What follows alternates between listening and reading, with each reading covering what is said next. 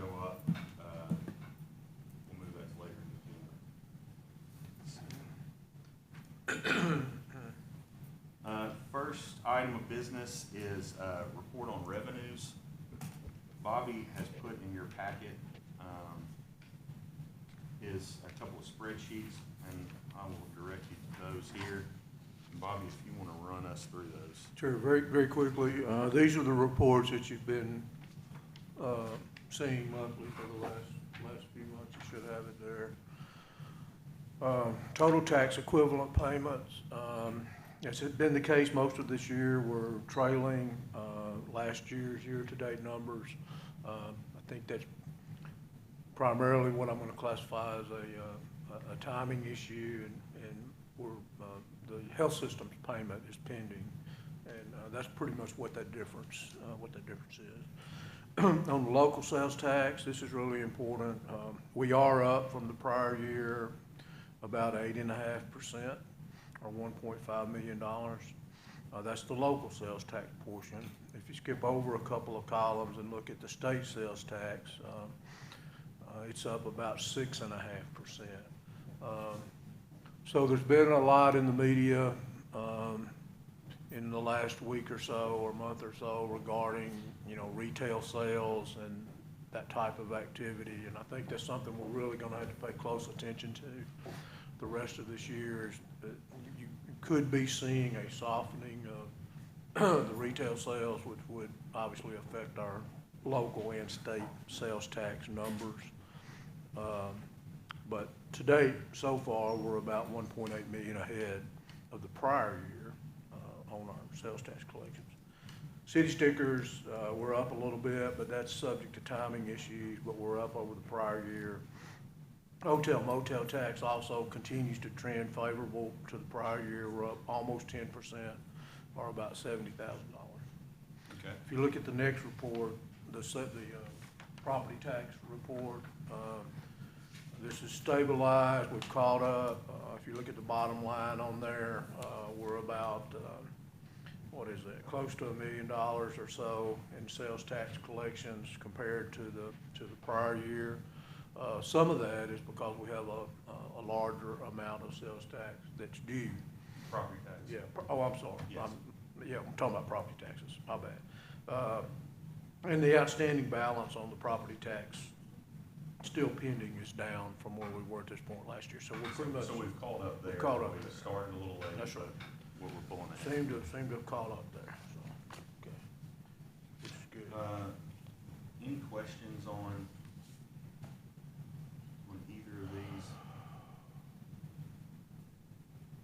Well, it's good. It seems, again, that sales tax and hotel motel tax is growing. I think just a quick little aside on future, as we kind of go, and you and I have had some discussions on it just for the committee's information. I'm not sure how long the sales tax growth is going to occur. So we've had some discussions about maybe keeping the growth flat as we budget for this coming year, just to be conservative on that. I think with interest rates and the dynamics of the economy, that could be something that we won't see that growth continue the way it has. Yeah, I agree with you. And for now, we would certainly budget it flat as far as our revenue projections for next year. Continue to monitor it, and feedback from the state as far as how they see sales tax collections. They provide that to local governments each year, and we're still pending. That's still pending too. So. Okay. Item B under information, annual financial statement update. Bobby, you and I talked a little bit yesterday, but if you'll just give the. Yeah, I will. I wish I had better news on the annual audit, the status of the audit. I guess I do have some better news than what we've had, but we've been tracking it monthly over the course of this year, and it has been a challenging year for everybody. I touched base with with our partner on our audit just a couple of days ago, and we're down to the last week in March. The primary hold up at this point that's kind of unresolved is the status of the CRA audit. It has to be published before our audit can be completed. The auditor informed me that they are still, they believe, on track to provide us like a draft copy of the audit, excluding the part that is impacted by the CRA's audit, by the end of this month. So sometime tomorrow, over the weekend, or early next week. However, by the time we proof that, and we have to complete what's called the management discussing and analysis, which is something we have to write, but we have to have the audit numbers to compose that and get that back to them, and it goes through their quality assurance part. It will not be published this month. So now we're looking at April, hopefully earlier in April than later. But it's pending basically the review and the CRA on it. One of the things I think we need to be aware of is obviously impacts. I know we're kind of butting up against that, but I think that shouldn't impact us any more than some other things that have happened. Yeah, I can speak to that if you want me For transparency. to. Hey, right. So what Paul's referring to, and this is how I understood it, but I did confirm this with our auditor earlier this week. From the state standpoint, from the comptroller's office, at this point, there would not be any impact from the delayed filing, of the audit. The auditors will ask for another month's extension, and they're confident that will be extended. Once the audit goes beyond the March 31st standpoint, there are guidelines and statutes which would indicate that, or require us that we would not qualify as a low-risk auditee for federal funds. If you're in that category, the amount of attribute testing and things they do is reduced, right? The audit going beyond March 31st will disqualify us for being a low-risk auditee.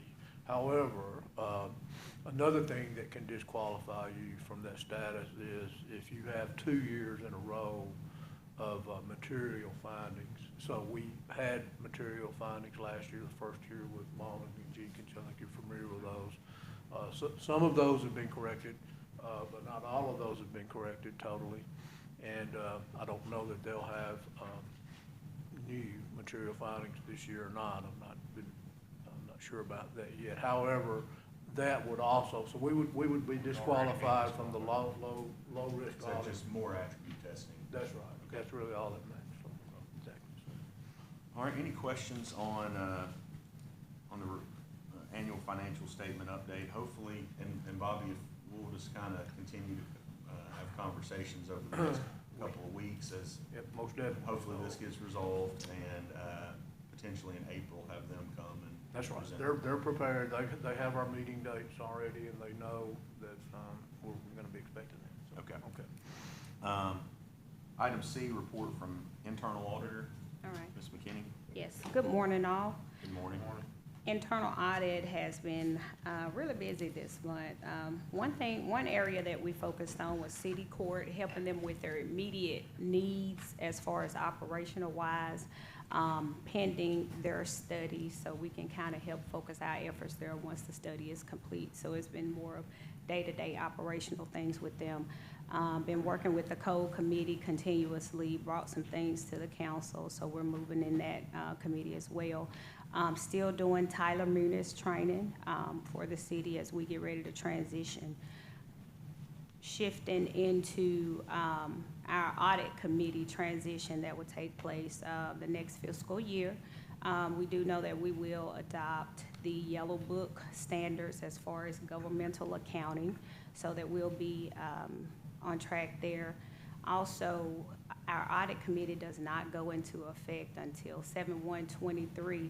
We already have ordinances that address how the audit committee is formed, their duties and so forth, but we will have to establish ordinances as far as independence, just professional standards, the audit planning and reporting, and the audit scopes, what we do want to see here in our city, and kind of incorporate those. We do have some ordinances for reference, so we'll be working with the newly formed audit committee as well as the code committee to bring our standards up to where they need to be. Hopefully, if they are assigned and ready to go, July 1, we'll be ready to have an audit plan. My goal is by the end of August, so that we can have a working plan for the next fiscal year. I've also, one city that's mentoring me in another city requested audit visits where I can go and tag along and have a firsthand view of how they are completing audits and their standards, so that we can have something to go by. So, once they get assigned, we'll be ready to roll. What city is that? Clarksville. Okay. Mhm. Do you plan on bringing those ordinances to the code committee here in the next month or so? Well, now, and that's a question I have, the audit committee, which, will be composed, and I know they go into effect 7/1, but I Right. would like to also have their input, because, I see. you know, before we bring those to the code committee, because more than just what I would like to see, but Sure. as the committee, what we would like to see is the city. So if, as soon as they're in place, we Okay. would like to bring them, work with the code committee and the audit committee, so that we can land, Sure. you know, Okay. somewhere. Any other questions for Ms. McKinney? If not, we'll move on to item D, and you'll have to deal with my chicken scratch here. On the budget calendar, Chickens. we've had some moving around, as Mr. Arnold's departments have, as he's already mentioned, been working on finalizing our annual financial statement, as well as implementing Tyler Munis. They've been stretched a little thin, and so the mayor and I discussed, I think Councilman Pretty sent an email asking if there needed to be an extension to some of our budget work sessions. And so the latest and greatest that I have is today we'll look at just a brief overview of the capital budget. April the 12th, the council will meet with Mr. Arnold. I don't believe there'll be department heads there. It's just kind of an overview budget. And then subsequently, April 25th and April 26th, we'll have those department head meetings. So just to update everybody else on kind of where, that's moved a lot. I know everybody's seen that move over the last couple of weeks. April will be what now? That'll be April 25th and 26th. And so that gives us some time to process, him to process through staffing and the costs associated with that, and get us more of a total budget rather than just our kind of operating expenses excluding salaries and benefits. And so that still puts us, in my discussions with Mr. Arnold and the mayor, we still have all of April, May, and June to get this budget done. We're about halfway through the time we allotted, but I think we still have enough time to do this without too much heartburn. And one thing that we will need to talk about very, very quickly, and if there's no more other discussion about that, I'm going to kind of segue into the capital budget discussion. Did we, one date on that, did we want to schedule the next budget committee meeting in accordance with the 12th? We've got that meeting on the 12th, and then we have the hearings on what, the 20? Yes, we have a budget committee presently scheduled for the 13th of April. Okay, so we've got that, So yeah. that would That would come, work. that would come the following day. Now, in this season, sometimes it makes more sense to push those budget committee meetings back a week, Yeah, so that we have more time to kind of gather information. And if, let's say we as a council meet on the 12th, and there's some discussion out of that, hey, we would like the budget committee to look into a couple of areas here, that could give us time, if we pushed our meeting back in April a week, to be able to accommodate some requests. And so that's a point well taken. so I guess it's either meet right after the 12th, and you've got a week in between before the hearings, or you bump to the next week. Let's see, let me get my calendar.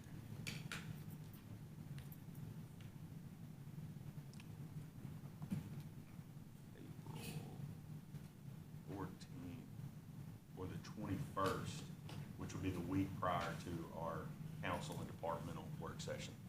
Yeah. I think that's probably a better date for That'd be the the next 13th. budget committee. That'd be the 20th or The the tw- 21st? The 20th, excuse me.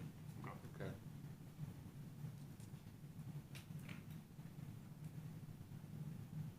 And that'll give the auditors some time too to prepare, so that they can come and present at that time.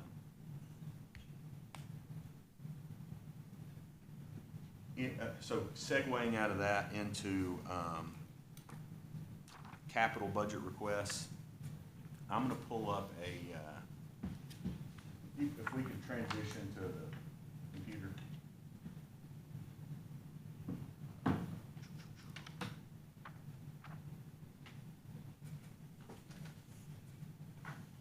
So, Mr. Arnold's been working through, compiling all of the requested, capital, for this coming fiscal year, and as you both are aware, we implemented kind of this 5-year outlook 4 years ago.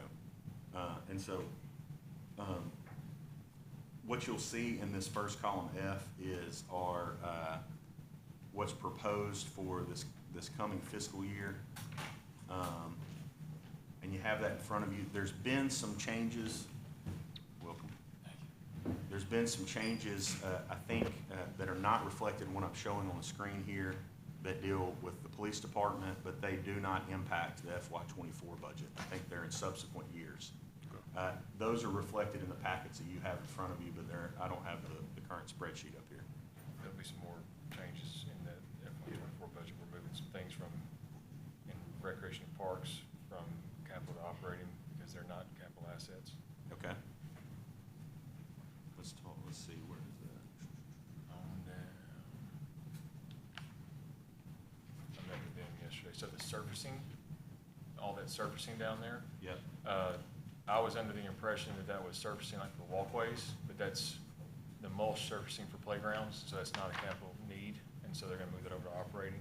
Okay. And then also, we're gonna move some projects, so it's not so front end on FY24, and I've asked Tony and Christie to look at the ADA compliance piece, because some of those items are very large number, and, see if we can spread that out, because I don't wanna split a project up, just halfway do an ADA project, but if we can kind of budget for the next 5 years as opposed to trying to get it all done in 1 or 2 years. And so they're looking at what those projects will entail at each park to see if we can break it up and then how we can break it up so we're not just stopping in the middle of something. So we'll see some change here is what I'm hearing. Yes. And this is a fluid document. Mhm. Where we kind of come, let's say we remove some of that out, we're still in the like $6.5, $6.7 million range.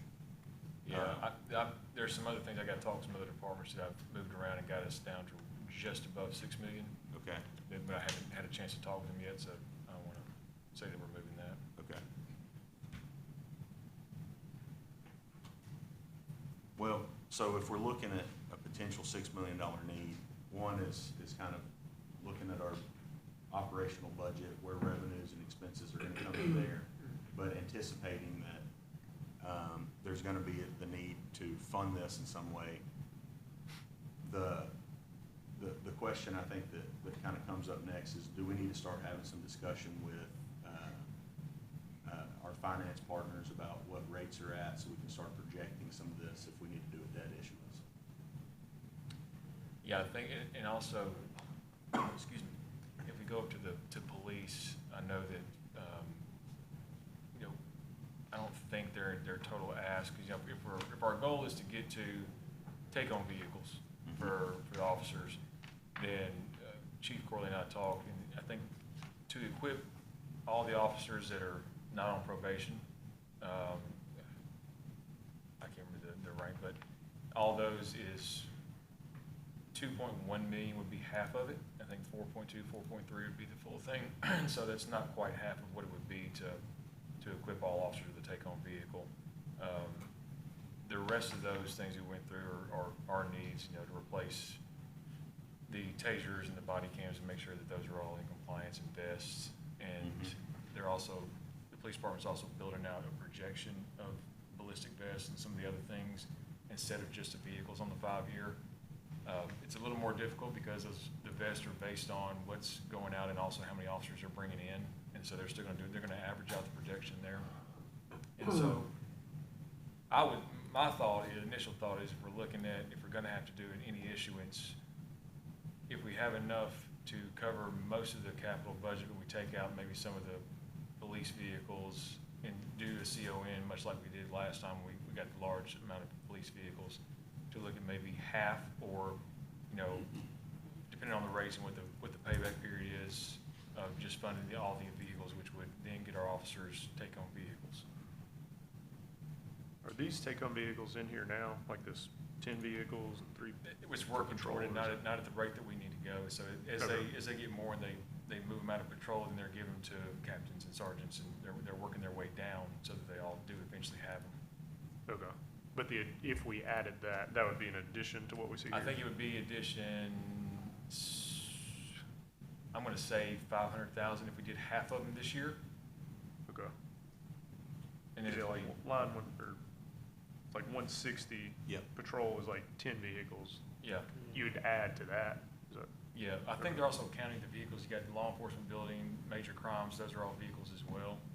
And so those are take-home. So if we're looking to patrol, it's to replace patrol to get the patrol vehicles into the hands so they can drive them home. They're not being, and it also helps our replacement too, because they're not being driven 24 hours a day. They're actually getting rest and not have so many mileage on them, so. Yeah, we've talked a lot about the benefits of take-home vehicles for Yeah. recruitment, retention, and there's a cost associated with that benefit. Sure. And especially natural disaster issues, they're not all in one location. As Mayor, Bobby, as y'all work through refining this process, if we could go ahead and start talking about what rates look like, both from a municipal bond standpoint and a capital outlay note standpoint, just so we understand what the current environment is. I don't know at present. Well, it's certainly a volatile, we got a couple of guys here Yeah. from working financial services. Rates are certainly volatile, the way I would categorize them now. You had me look, I don't know how long ago was that, a few months ago, and not at local financial institutions on a capital outlay note, but I looked at bond rates for municipal. And at that time, they were in like the 3.5% range for our rating, kind of a AA rating. I haven't checked since then, I certainly can, I suspect that it's higher than that now.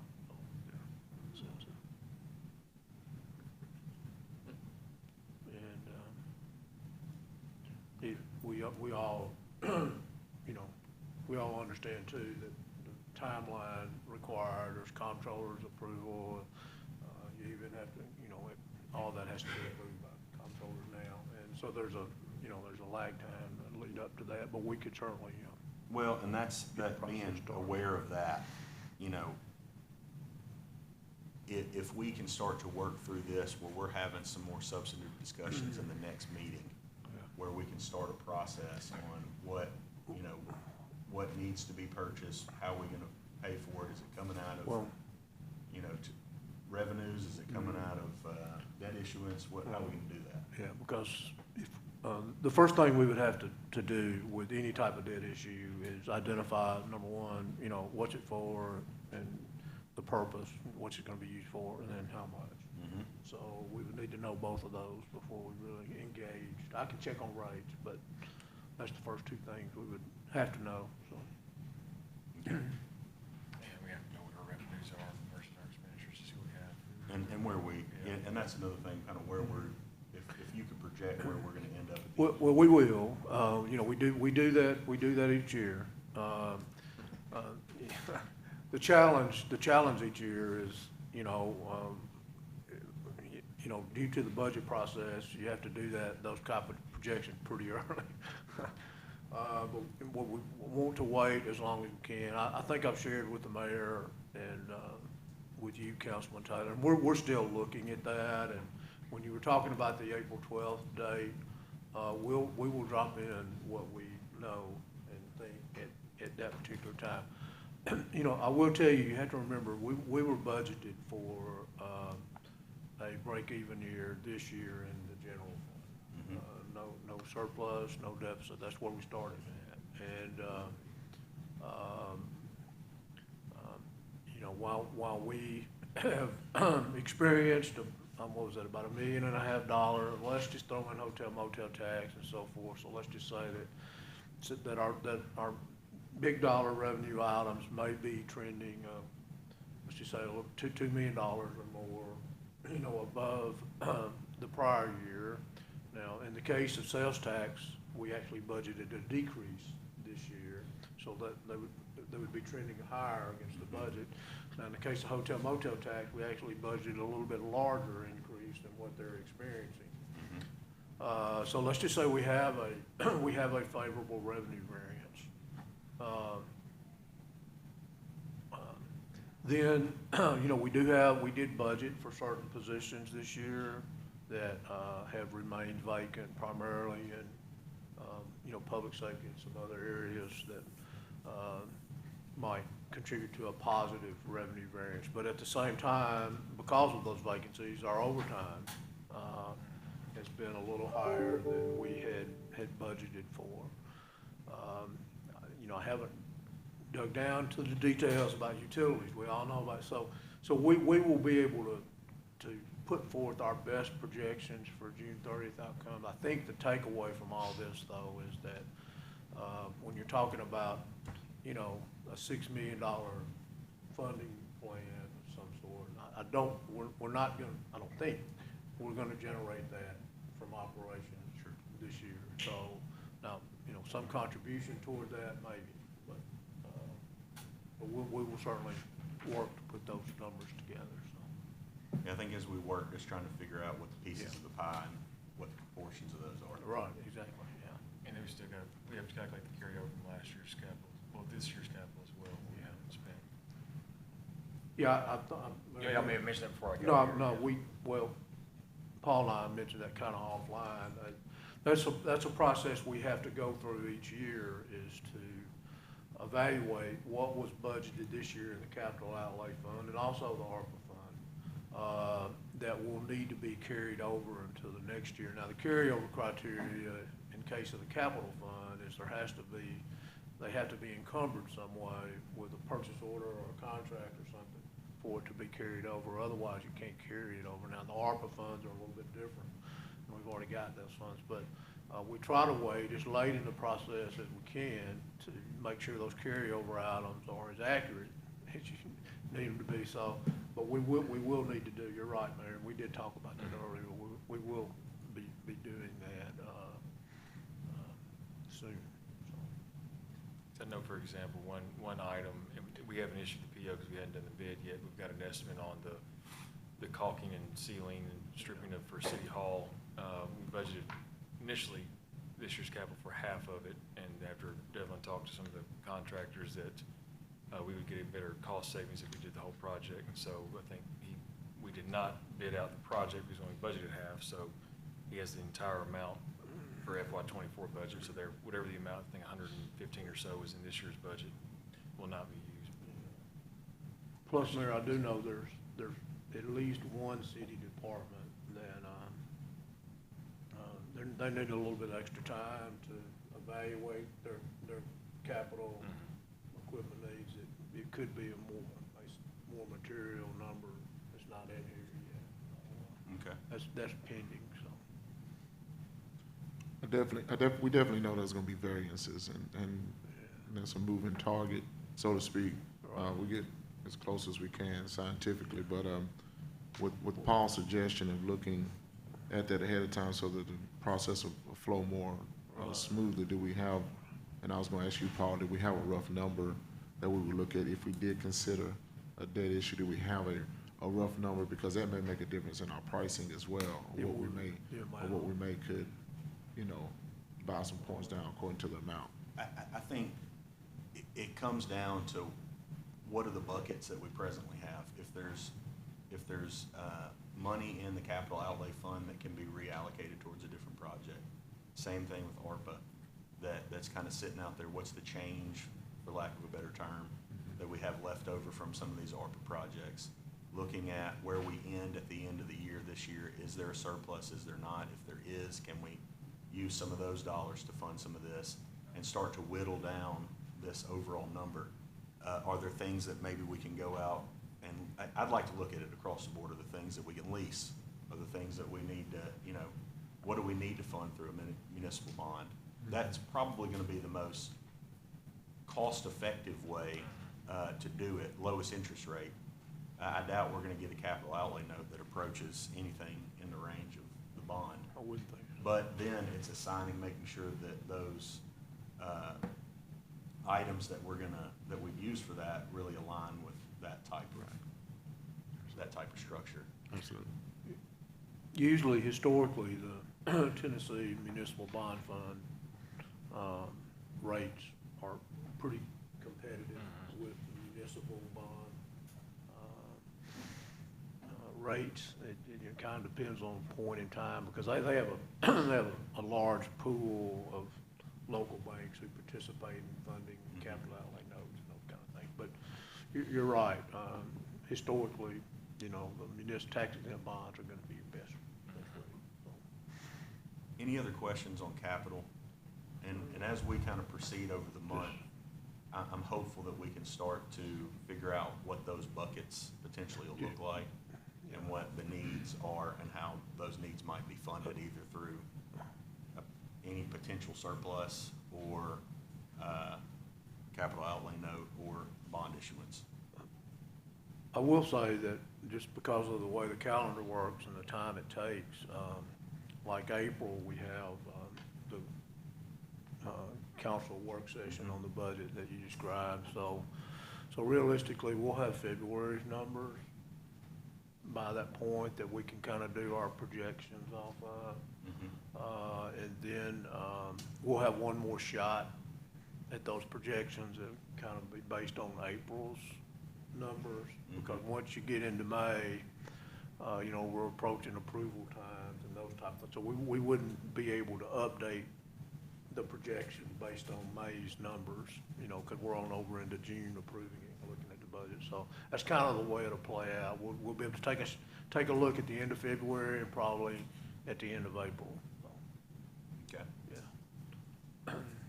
All right. Any other questions on that? If not, we're going to move on to item A under new business, JTA, a request for additional local grant matches. And we have some representation here from JTA and First Transit.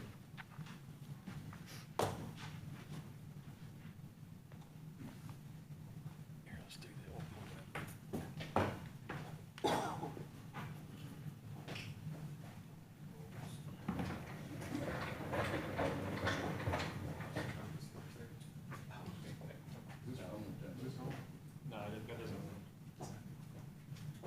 Good morning. Good morning. First of all, I want to introduce Gregory Myers, who is a consultant with First Transit. Who came in, and you might know, might not know that our planning coordinator, grant manager, Whitney Dixon, she resigned. Since then, we only Mary just to look at our books and to help us with our grants. So, with that being said, we've met with Bobby and Paul several times concerning this matter, and I'll turn it over to you. One more. No, I got it. Look, you need just- We need one more. Here, that's fine.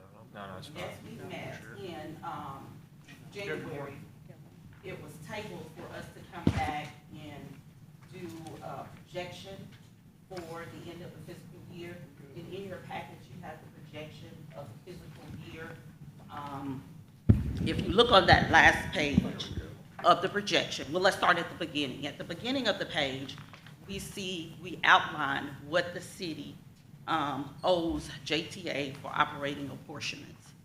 In the beginning, as we said at the table in June of April, May, to start our fiscal year, we brought out of our grants to City Hall to present, what we needed as far as funding. Outlined on the first page is all of the grant information for council. Elizabeth, if I could stop you real quick. Sure you can. Just, and I know this may just be a semantic word, but I just want to clarify. When you say O's, the documentation that we have, the meetings that we had, agreed upon a $300,000 match.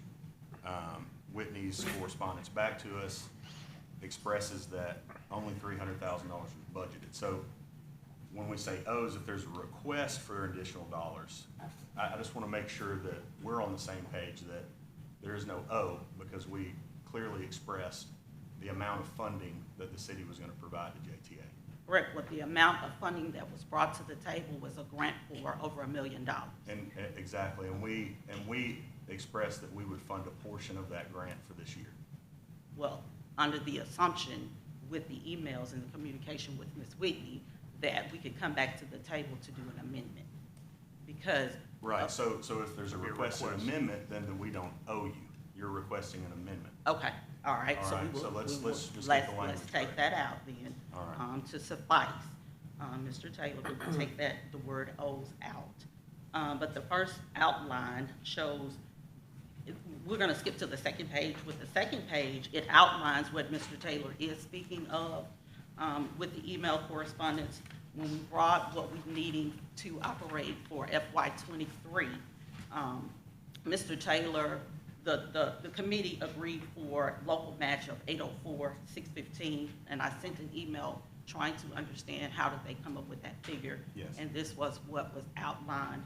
And what I was referring to with Mr. Taylor is this portion of the total match local grant of $694,843. Correct. So JTA took under the assumption that we could come back and do an amendment, and that's where we are today. Okay. As far as looking for an amendment. Let's go ahead and broach this. So in Miss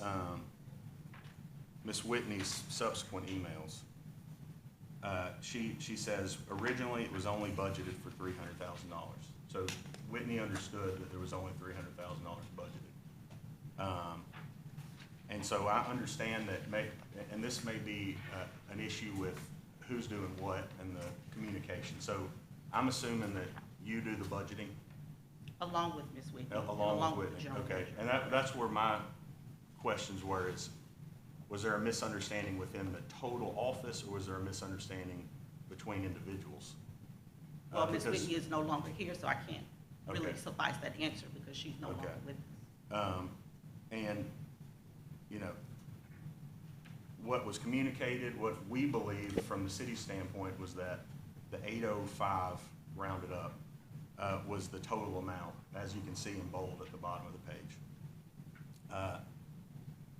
The issue that's kind of come up is that we're using words like O's and assumptions, and I don't like really dealing in that. I'd rather be straightforward and we have a direct conversation. And so we've maintained that stance that this isn't something that we owe. This is a request that is coming from JTA. So I just want to make sure that we're all on the same page there, because that's been a hang-up in our conversations, is that this is something, I know the consultant from First Transit has used that word as well. I just want to make sure we're on the same page, that this originally agreed upon was a $300,000 match for a larger grant that we said we would fund a portion of. And we would not fund the total portion, because we didn't feel at the present time that we were budgeting, as we all walked through your budget line items, that there was a need for that total grant match. But I'll let you continue. Okay, well, I'm gonna let Mr. Miles come in as far as the grant portion of it, because the packet is very lengthy, but we have brought Mr. Miles in for the consultant, since Ms. Whitney is no longer with us. He's been diving into the grant portion. Excellent. So we can jump right into the grant portion. Okay? Good morning. Good morning. Once again, my name is Maureen Miles. And if you can look on the third page, which is the landscape page, we show the operating assistance, at least under the existing grants, where we still have some funds. If you'll notice, what is highlighted in green was that the operating assistance from the city of $694,843 was the matching share of the federal amount, 2 columns to the left of there, because the federal FTA requires that if you apply for operating assistance, their funding is only on a 50-50 basis. So the other 50% share has to be provided by someone, either by the city or the county, or however the different grantees come up with the funds there. And if you'll notice over in the red, we've made the statement that the city of Jackson has only appropriated the $300,000 of the $694,843, and so JTA is requesting the balance there of $394,843 to be appropriated, so that they can have the money available for the rest of this fiscal year, because that $694,000 is part of the fiscal year 23 budget with JTA. Also included in the budget, if you skip down to the next green item, that's the preventive maintenance. Now, on preventive maintenance, the FTA will provide 80% of the cost, which you can see is $560,000. TDOT provides 10%, which is $70,000, and the city of Jackson has already appropriated the local match of $70,000. Of course, those three figures together equals $700,000. That also is part of JTA's fiscal year 23 operating budget. Then, the JARC funds down there, the total budget is $200,000. By the way, JARC stands for Jobs Access Reverse Commute Funds, if anyone's not aware of that. And that's on a 50-50 basis from FTA. They provide $100,000 there, and the $100,000 local match was appropriated by the city of Jackson last year, I guess. And so now on those are the three amounts that are needed for that grant. I noticed that there was something I didn't put on here. It's on another page in your packet, but bottom line is JTA had funds left over from an ARP grant, American Rescue Plan under the COVID process. And for fiscal year 23, they used the remaining amount of money. It was $793,628. I think that's on the last page of your handout in small numbers there. But anyway, back to the spreadsheet that I was referring to. Under those amounts, we also show that TDOT provides operating assistance to all the grantees throughout the state, and it's based upon a formula. And JTA's amount for fiscal year 23 totals $464,400. Well, that is 80% of the cost of $580,500. TDOT requires a 20% match for their operating grant, and JTA applied for that with the assumption that the local share of $116,100 would be provided. And so that has not been appropriated by the city, and JTA is requesting the city to appropriate so that money will be available. Once again, that money is part of the budget also for fiscal year 23.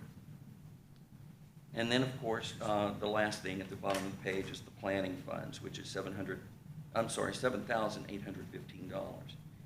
That covers planning expenses for JTA.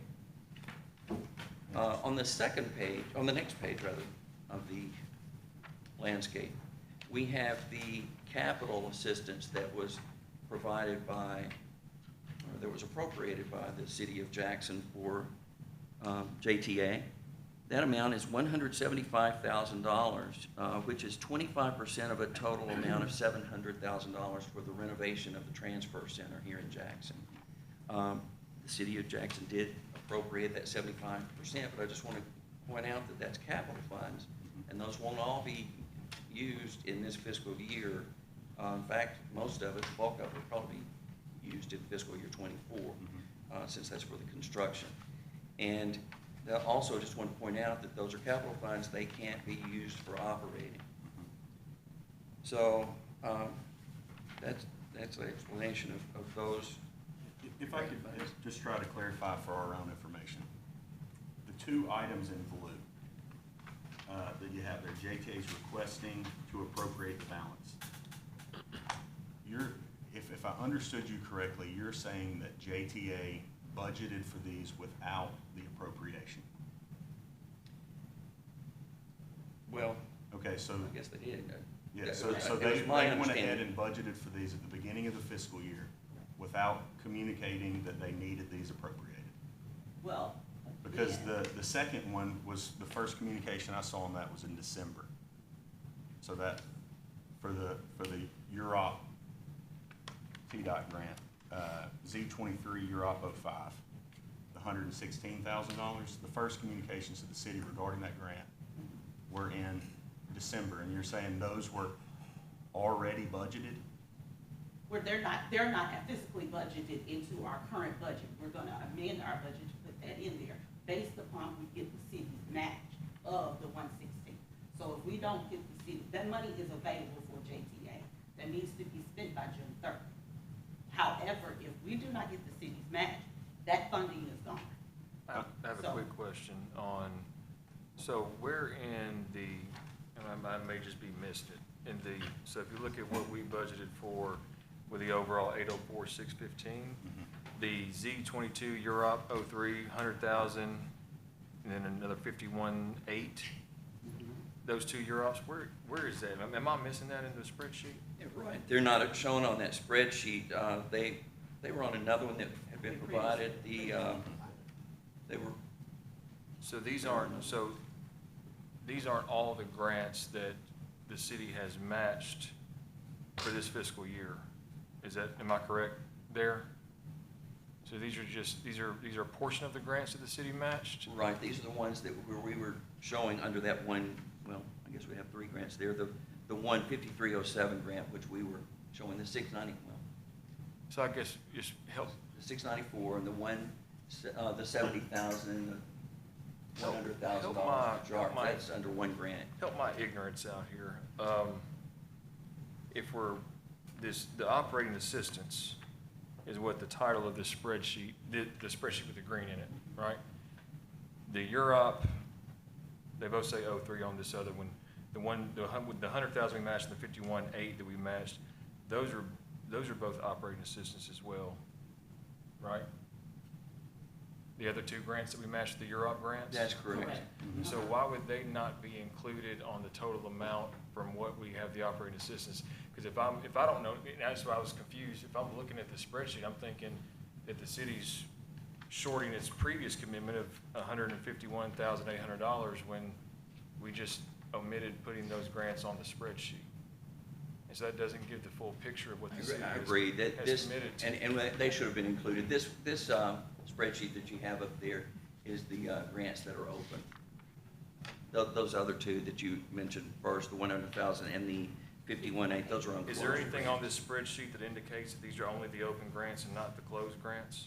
It doesn't say that, but Okay. that's what it is. And as I mentioned earlier, that one of the closed grants we also had was the ARPA grant for Right. $793,000. Quite frankly, that could have been added to. But that was, we didn't commit any matching funds. I guess I'm asking just That's for correct. the funds that we committed for the FY '23 year, and we're missing those that are, I don't even see, so there's operating, never, I'm sorry, that's not preventive maintenance. Preventive maintenance, I guess, falls under operating though, is that right? Correct. That's correct. That's And so that's, okay, there's a 70,000, okay. I'm just trying to make sure I keep it all up. Planning is in operating?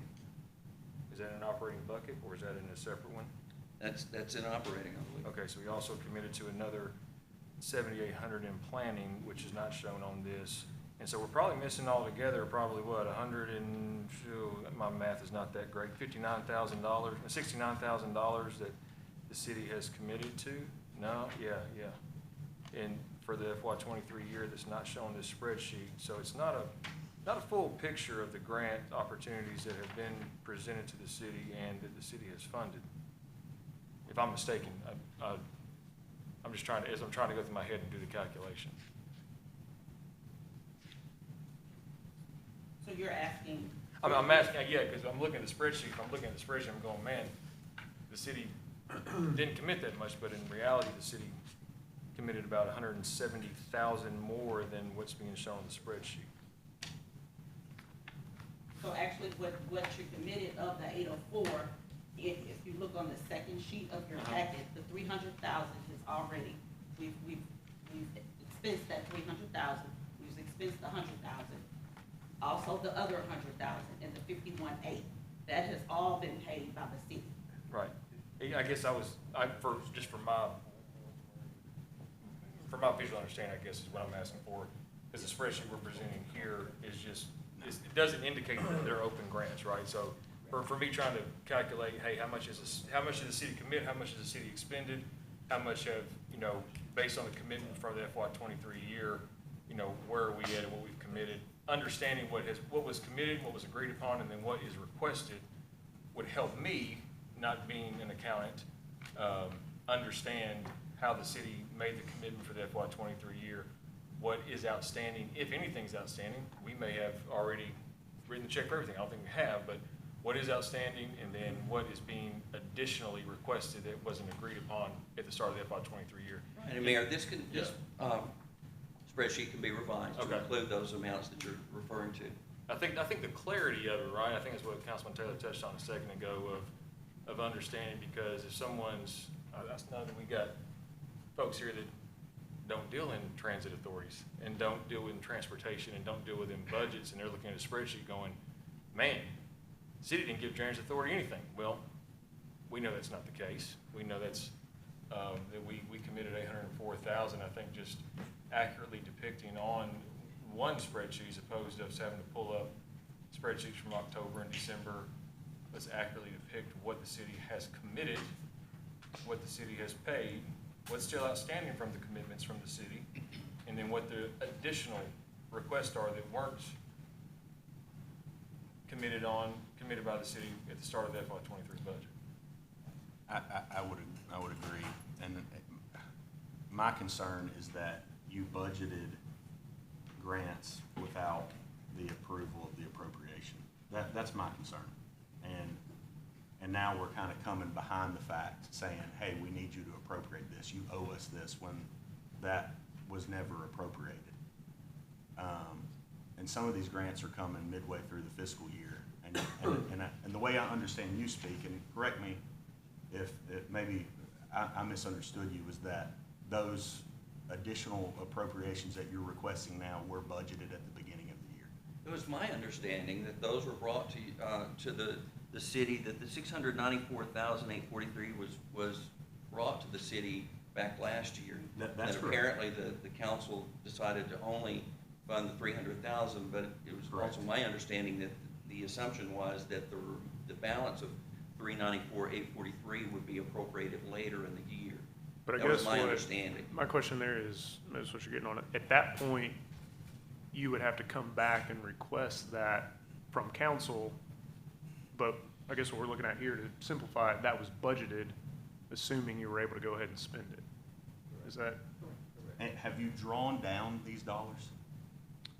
Of Have you the drawn from the 300,000 federal and the state government, have you drawn down the $690,000 match? Part of it has been. Have if you can drawn look- down more than $300,000? Yes. Yes. What's remaining is the 203. It's on your packet.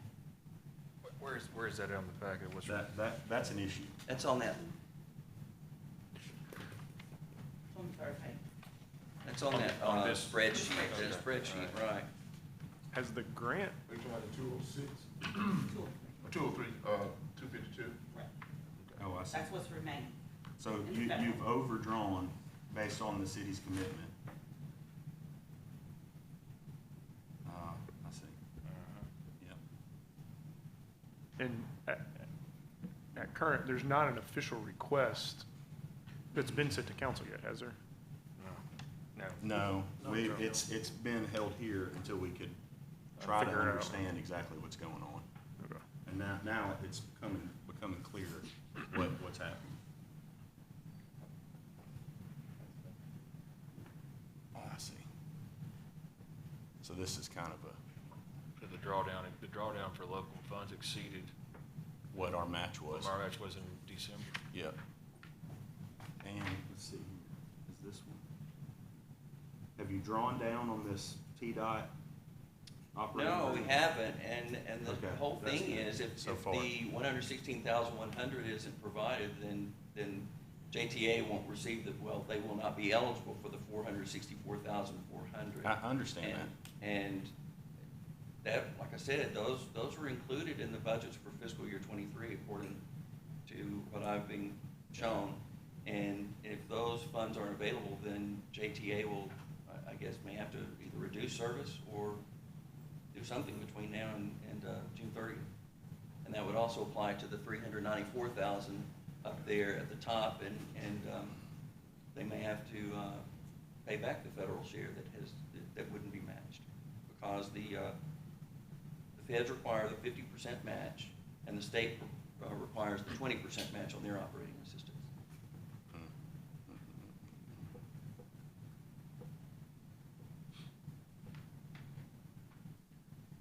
I was hopeful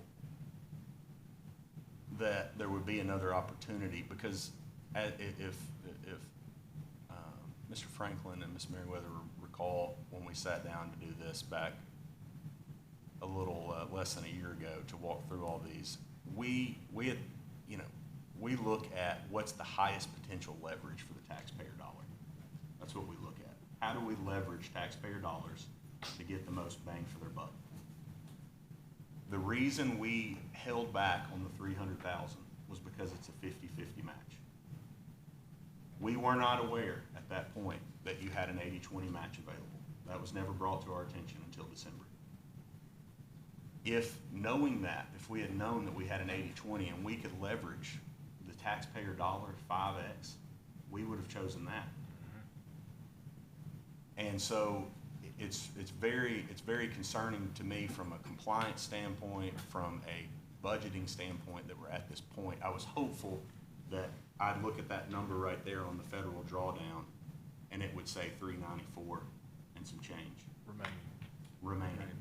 But I don't see that, and that's a concern for me on processes within JTA and within, in our communication, and that needs to be improved. There's no doubt about that, both of those items. I think there needs to be some discussion about how do we help you get out of the jam that you've gotten yourself in. And the way that I think we could maybe look at doing that is funding what the federal government's already appropriated.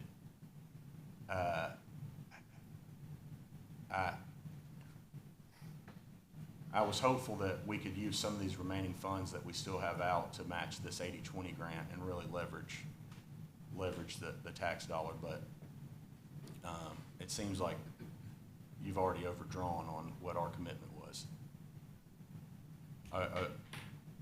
Do you see another path, Maury? Well, I agree with you. I mean, obviously, if you're wanting to leverage the tax dollars, especially on the operating assistance from TDOT, the $116,100 does need to be provided. But the same thing on the federal, and once again, that was included in the budget according to what I've been told for fiscal year '23 already. I'm seeing that now too. And I guess the thing I want to point out is that that line that we just referred to a while ago, the 89,288, that was for February. And keep in mind, this is the end of March, and JTA has already, They've drawn down already had potentially more. Well, they've had expenses through today, and in a week or so, when Elizabeth closes the books for March, they'll be eligible for more of that remaining 203,000. But listening to what you stated a while ago, if the city basically doesn't provide the remaining 394,843, JTA may have to. Obviously, you've got to have the match for the federal share. So, yeah, and they would have to do something in terms of service between now and June to make up the the loss of those funds. So help me understand here, the drawdown, because if I'm looking in the operating scope 300 is a 50-50 match, but we've accounted for $691,592 of local funds have been expended, you know, based on this sheet. We obviously know that that wasn't. But we still have 203,000 federal funds sitting out there. Help me understand how that works. Yeah, the 200,000 was drawn down by Whitney back in August, and I'm talking about if I'm looking at the remaining balance at the bottom. It says remaining left, balance remaining operating assistance local is that's $3,251. correct, because 200,000 was drawn down back in August. So the federal, you still have, you still have 200,000 left in federal to draw down based on our match, right? That you've already drawn down from local funds. Right. So you have the remaining, on the, well, it doesn't show the column number, but anyway, the federal share remaining is 203 and 252. And local's only 3,000. Right. So you drew the local down before you drew the federal down. I don't know that they've actually drawn that much from the city. No, they haven't drawn that much, no, but they've accounted for drawing that much, but there hadn't been a request for it. But I'm saying if they're accounting for the money they've expended, then there's another 200 sitting over there in the federal, and they've spent 691,000 of the 804 that we committed. With another 200 sitting out there from the federal government that they hadn't drawn down yet. If my math is correct, maybe be wrong. Or I may be saying something incorrectly. I think you're on point. And I just want to mention something, Councilman Taylor, that you were referring to a while ago about the TDOT operating assistance. Every year, at least historically, for numbers of years, about 20 or more, TDOT has increased their operating assistance by, I don't know, about maybe 2% every year. Mm-hmm. And so what I was recommending for fiscal year '24 is that they go ahead, JTA go ahead and include a higher amount there instead of 464,000 for the fiscal year '24 budget, that it be, go ahead and budget it a little bit higher and show the city's match for there. And because the grantee, TDOT doesn't always tell everybody what their operating assistance is for the next year prior to the fiscal year starting. We're familiar with that from the state. And so I was just saying, JTA might ought to budget for like a 2% increase or something from TDOT, maybe even more. As an aside on alignment for next year, I believe you'll be submitting a budget here the end of April, is that correct? That whatever those commitments are, they need to be clearly communicated so we don't end up in this situation again. As far as funding, I believe the request is what? Total request? 500. It's tough. The total request is 530,000. 30,000, and I don't know if this has been brought to, or stated today, but not only is there the 394,843, the remaining of the operating assistance to match the FTA share, there's the 116,100 to match the TDOT operating assistance. Then what JTA is proposing is another $20,000 from the city to match, to provide a 10% match of 200,000 extra dollars that can be applied for additional preventive maintenance funds to help resolve the deficit. FTA would provide 80% at 160,000. TDOT would provide 10% at 20,000, and the remaining 10% would come from the city. And this, okay. So, Mr. Mayor, one question, and this is just more of a basic thing. You'd mentioned if we don't have this funding in place, you'll have to restrict services, or how many months do we have that you can operate? Like, what's our timeline looking at? Without those funds? I mean, just currently with what you've already got. I mean, are you already, You know, I've maybe I'm taken- not understanding the grant. I've tried, I've spent the last 2 days trying to understand all this. I've taken their books, or the budget and the actuals that Ms. Merriweather has provided, and I've we asked, if you recall, this committee asked for them to do projections Right. on where they would finish the year, so we knew what the gap was. Yeah. And that's where we had the annualization issue. We had an annualization, so I've worked through, and we've used the method that we use here at the city, which is just it's a basic straight line extrapolation, taking their monthly expenses over an 8-month period, dividing that by 8 and multiplying it by 12 to see what those expenses will be at the end of the year. And they're actually running below budget on operating. So it's not that now on operating expenses, but the issue that's come up is that they've over budgeted their operational revenues. Okay. They've over budgeted their rider fees significantly, by about $250,000. And then they've also over budgeted these appropriations from the city. They have put those potential future commitments in their budget. And so when you look at it, I mean, they're operating below budget, but Okay. the revenues aren't there to support even that. Okay. And so it's really more of a budgeting clarification exercise. I don't like, the kind of tragedy in all of this is that this affects those that need it the most. Right. And that's And that's- ultimately what I'm getting at, yeah. where it's like, from what I'm hearing from you guys, is like, we're about to have to restrict services if we, the council, doesn't do X. And if that's the case, do we need to start notifying, the people that rely on public transit every day to get to work? And that's what I'm trying to figure out. Is that clearly the case, or, how many months? Because, I mean, if you think practically, we've got a council meeting a few weeks away, and that's just timeline, I'm trying to understand that, but if you're saying there's actually funding, then that's kind of different, right? We gotta figure that out. Yeah, well, what I'm saying is, I think they've over budgeted, from what I've heard today and from what I've understood from the spreadsheets that I've looked at, they've over budgeted the city's commitments, and over budgeted their rider revenues. Even though they're operating under budget, those two things don't, marry up, and so that's where they're short. Okay.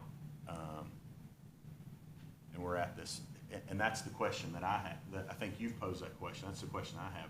What does the timeline look like? Is this a known thing? Is this an estimate that's based off of poor assumptions? What is this? Right. That's what I don't know. Yeah, and I agree. And That's I'm what not it's in the confusing. operations enough to understand that, is how long do you have? Are you at the end of the road? We don't. We don't. You don't know? No, this is it. You don't know? We've been presenting this over and over, For and now. we're at the bottom line. I mean, like, can you make it through the month? Like, I'm not trying to be dramatic. I am just really curious when you say, Right. Well, we're we gonna have shut it some down. What does that requests mean? For the city already. We have requests out for the city over 300,000. But that's not income that has come to JTA. And of course, Mr. Bobby Arnold has those requisitions. Some were budgeted, some were not budgeted. I mean, I think, I'm just gonna use one example. I think it was a December requisition for 21,000. Well, we still had not gotten paid for that. Was that But that was budgeted? budgeted. But, That That was part of the and that was in my email to you yesterday, that was my recommendation, was that we go ahead and fund out what we've appropriated. I'll let Mr. Arnold speak. Well, to just, that. just to bring clarity, hopefully, and I did round these numbers a little bit, but the city budgeted, excuse me, $805,000. The city today has funded $484,000 of that $805,000, and we do have pending requests, and you have designated, some of that is budgeted, some of that is non-budgeted. So we do have, and from the city standpoint, we have $321,000 in the budget, and I believe their total request for everything is, if I'm reading this right, is the 531, is that right?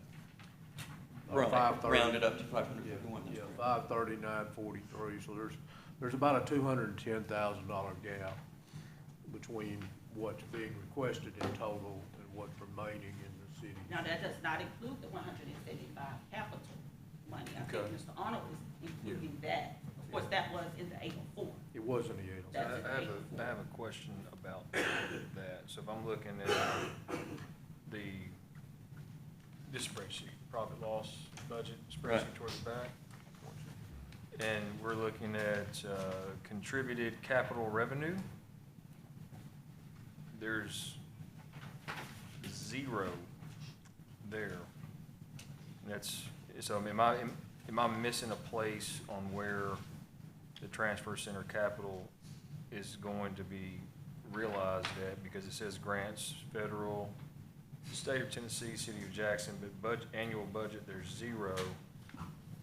Is there another place that would be held at, the amount for the transfer center?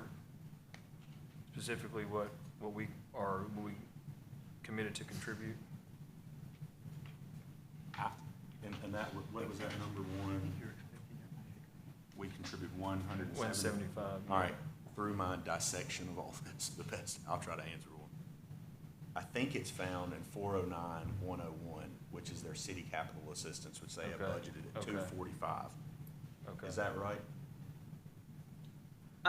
Yes, I think it's a that's- portion of yes, it's I found think in that's- there. that's And then the other 70,000, which was from Preventive Preventive maintenance. maintenance. preventive maintenance, is also included in that line item. Correct, that's the 245. Okay.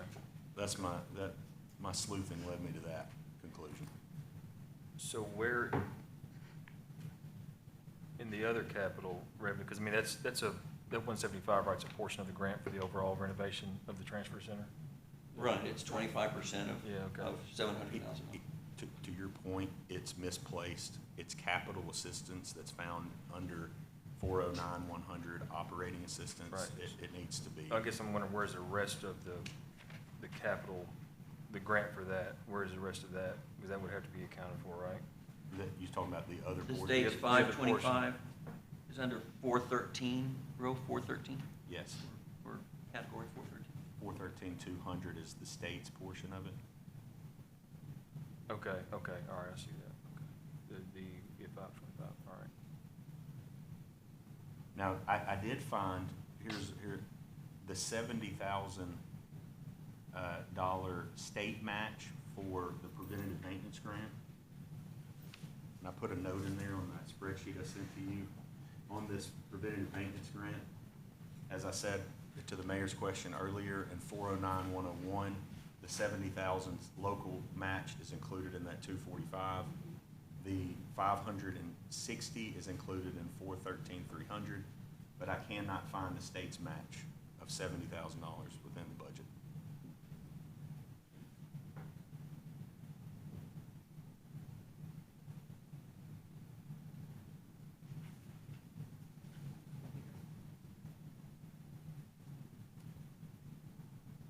In the revenue piece, right? Yeah, in the revenue. I couldn't find that within the revenue, and that may be bundled into one of these other kind of catch-all line items. All in all, it's difficult. It's difficult to fund something that you really don't know what's going on, you know? And as I think, looking at your operating expenses, including the unbudgeted depreciation that you had, it looks like it's running y'all about $375,000 a month to operate the system.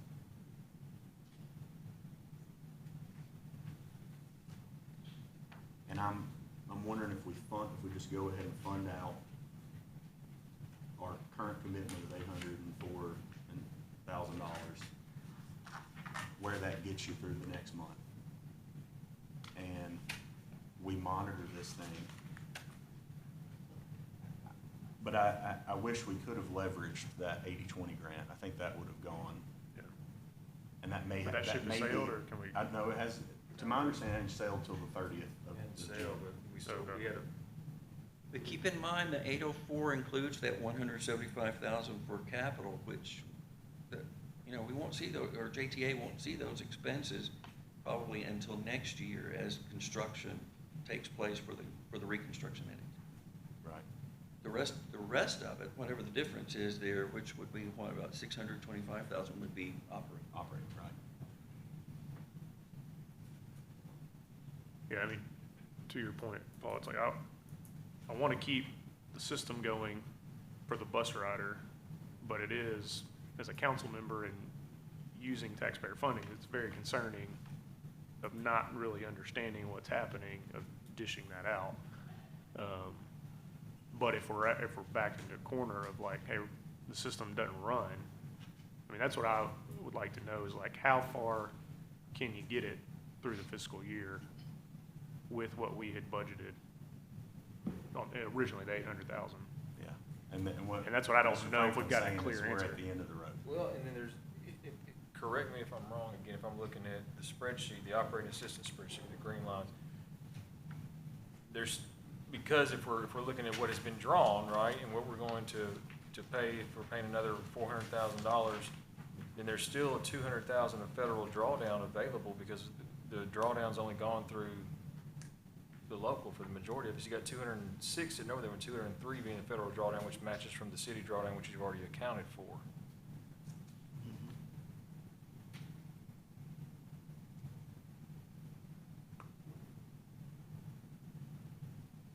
Am I incorrect on that, or? Well, the 203,000 was supposed to be, funding for the rest of fiscal year '23. As you can see in the line above it, the 89,000 was the federal share just for February. So March will be similar to that amount, maybe a little bit more since there are 3 more days. But you had a drawdown on 2/1 for, I'm assuming January. For And then 119,000. you had a drawdown on 1/1, but then the drawdown for February, less amount overdrawn for preliminary. Right, the requisition that was drawn down on February the 1st was for preliminary expenses and revenues for January. And it ended up, when we got the final P&L statement for January, we realized that it was the federal share, instead of 119,000, should have been about 116,000 or something like that. So what we did was we made up that difference in the 89,000.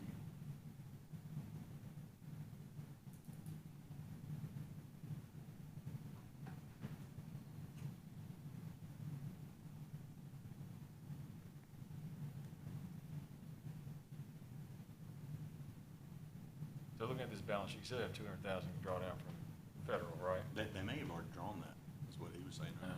Well, no, you haven't drawn down the 203, 252. I'm saying that JTA is eligible for part of that since, here we are on the 23rd, is this today? The 23rd of March, and within a week or two, when they close the books for March, they will be eligible to draw down some of that. However, that's assuming that the rest of the 394,843 is provided by the city.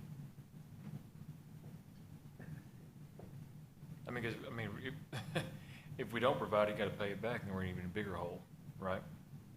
Yep. It only have to be paid back, yes. Basically, yeah. But if we do provide it, does it get us through the end of the fiscal year? Right. It does or it does not? It does. It Well, helps them, but they need the other. It helps. They also need the matching share for the Tennessee Euro funds. Okay. Because that's my concern, is if we fund it and then we don't even get us through the end of the year, that's where it's concerning of. But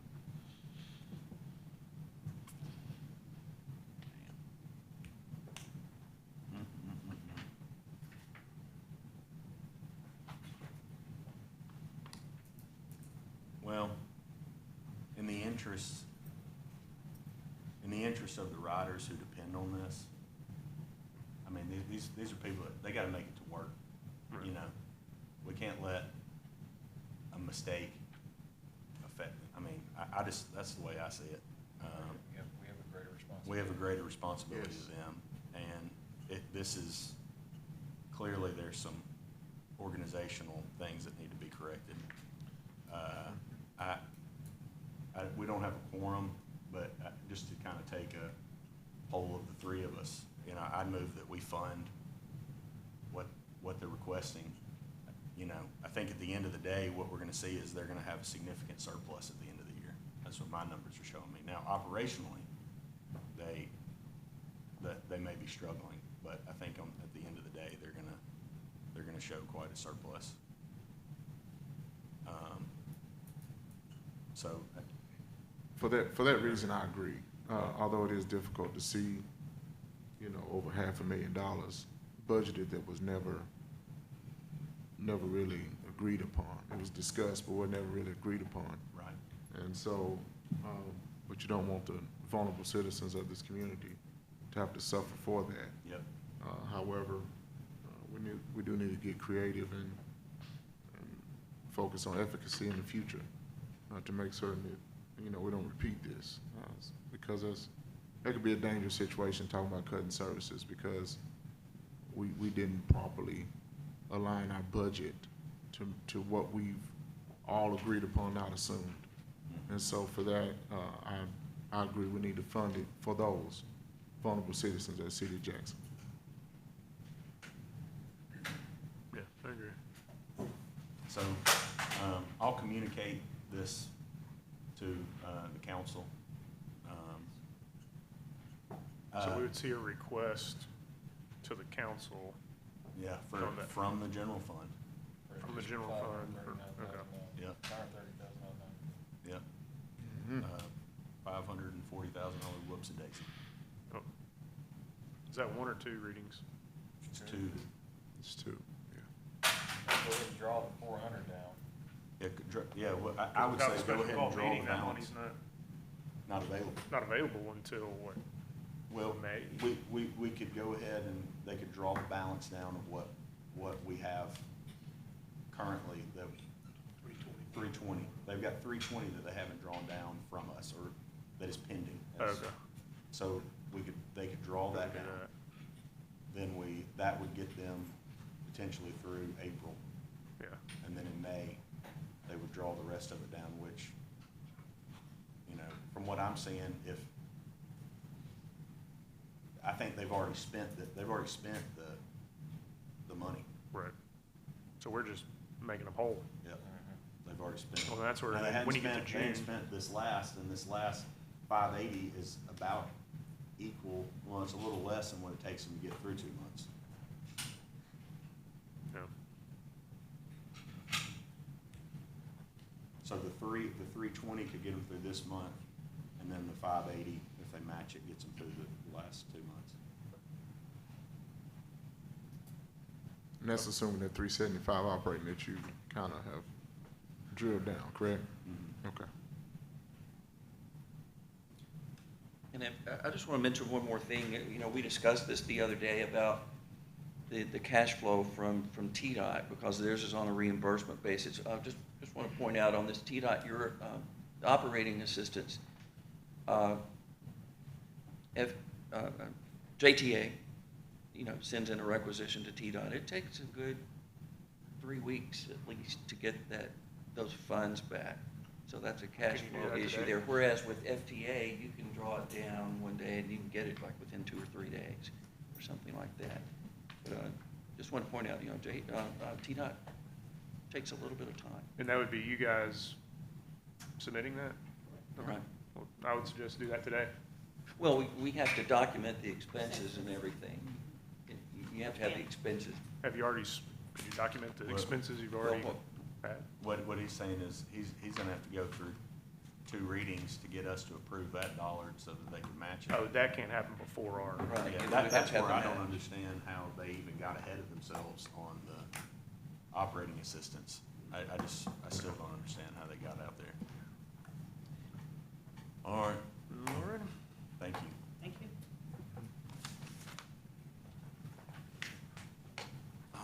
All right.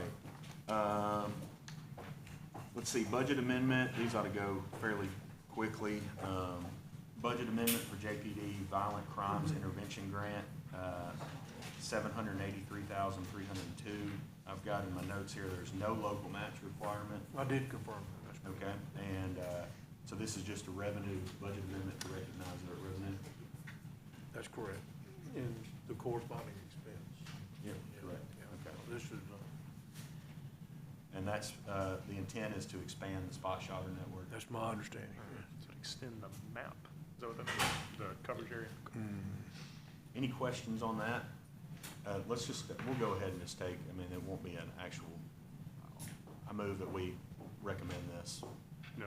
as there's no real general fund impact on us. Second. Second, all right, all in favor? Aye. Aye. Budget amendment for Recycle Partnership Grant, $50,640, Mrs. Chance. Hey everyone. Good afternoon. How are you? Hey. All right, I've got some extra copies in case anybody needs it. I don't know if you need it or not.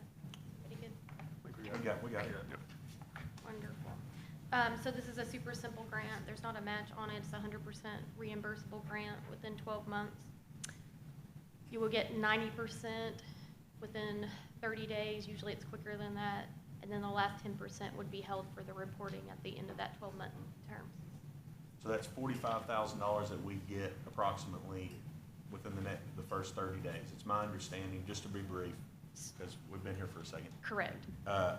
You intend to use this to purchase a compactor Correct. and whatever that's called that hooks onto the compactor.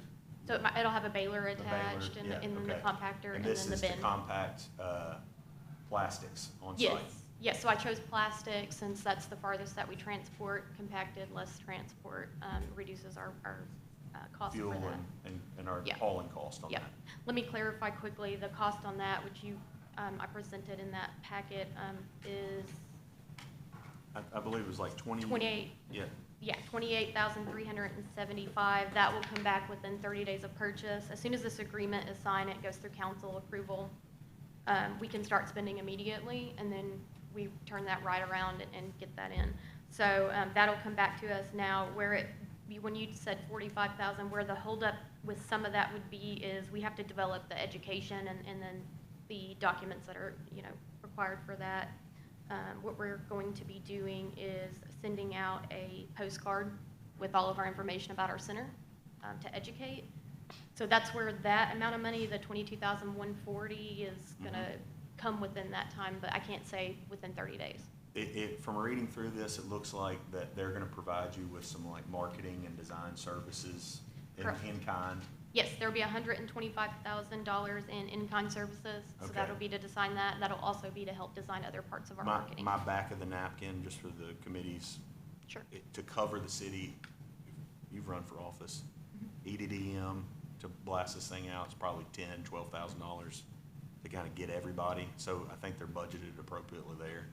The one question there's no one amongst this committee or within the city is receiving any of these funds. A committee member wanted me to ask that question, I just want to make sure I get that out there, that no one is benefiting either from the production of from the purchase of the baler and compactor or the marketing materials. Explain a little bit further what you mean by benefiting. Like, no one is contracting, that works for the city or that's on this committee or is contracting with. No, all of the marketing and the outreach and the in-kind will come from the Recycle Partnership. Okay. Who has a dedicated team. We'll have a dedicated project manager that will work alongside of me and the city to develop that. The compactor is actually, I think I have that quote with you all too, is Waste Whip. Yeah. So that'll be a direct purchase from them and delivery, so. Have you accounted for and I know this because I've been trying to get a compactor installed for the electrical and the pad and all that. Is that accounted for? So we have a full concrete pad. Hopefully soon we will have a full one. So there's no changes due to the current recycle center. Okay. We have electricity run to where we can just put up the controller for that. There's safety specifications that I've included with that equipment Okay. for risk reasons. So there's really nothing that we have to do as far as that. It'll require our maintenance to come in and do a little bit of electrical work to hook it up. Okay. Other than that, we are And this is a 1-year reporting period or a 2-year reporting period? It's a 12-month reporting period. Okay, And then, and something I do want to bring up is Lewis wanted to make sure in case of, you know, I might not be there in the future where something could happen, so we can make sure we're reporting for that 12 months. I've set up a recycle tracker. That's going to be used outside of this grant anyways. okay, The data that we get from that is exactly what they want for this grant. It's meant to be short and simple. There's nothing tying us to them more than the 12 months. yeah, The public will have all that information about what we recycle, tonnage, and then that's all they require for that 12-month reporting period. okay. And all that's public knowledge, so. Any questions for Ms. Chance? I'd move that we approve this grant So moved. and recommend it. Second. All right, motion second, all in favor? Aye. Thank you for your time. Thank you. Let's see, item D, JPD recoverable damages, 37,924. You know, that's just Police car. police Another car. car. Somebody got Yeah, I don't high know the speed, something or details. other. I move that we recommend that to the council. Second. Second, yeah. All in favor? Budget amendment, Parks and Rec, $70,000. This is a reallocation of ARPA funds. I'll just summarize it, and if you guys got questions for Mr. Tony, I'll allow you to do so.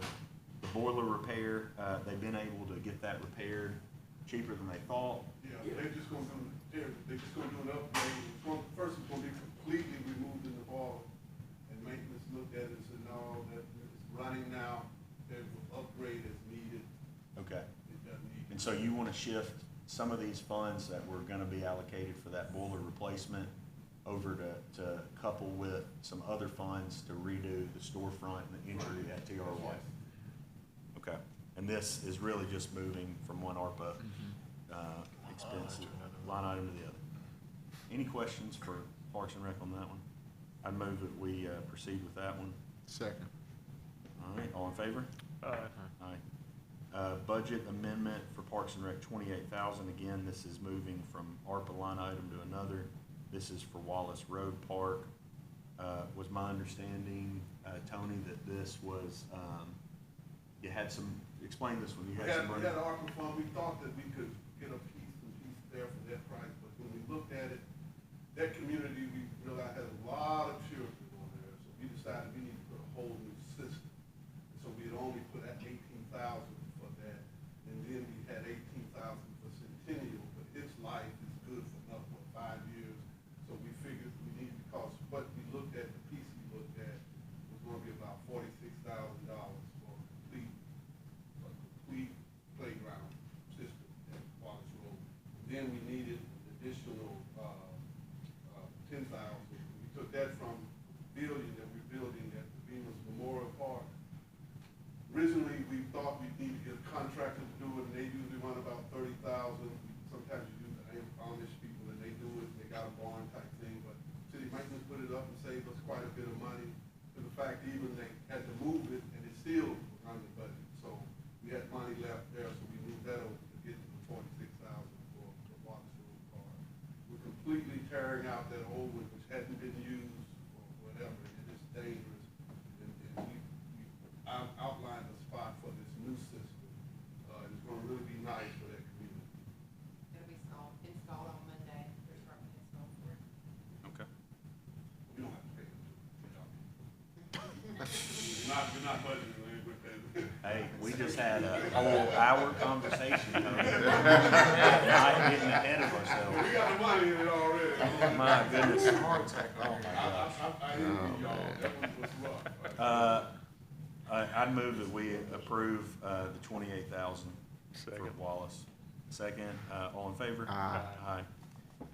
Budget amendment, Park, Rec and Parks, for 11,000 for Westwood. Originally, we put in 36,000 to do a complete painting of the Westwood Community Center. Lowest bid came in at 46,000. So we had some money from the capital project for South Jackson, and we pulled from that to get an additional level to put in, cover the painting, but that's the lowest. We rebid it several times, and still the lowest was 46,000. So this is just, moving from one capital item to the other capital. South Jackson Capital to West. I move that we recommend that. Second. Motion second, all in favor? Aye. Aye. With that said, is there any other business we need to talk about? If not, we are adjourned. Thank you.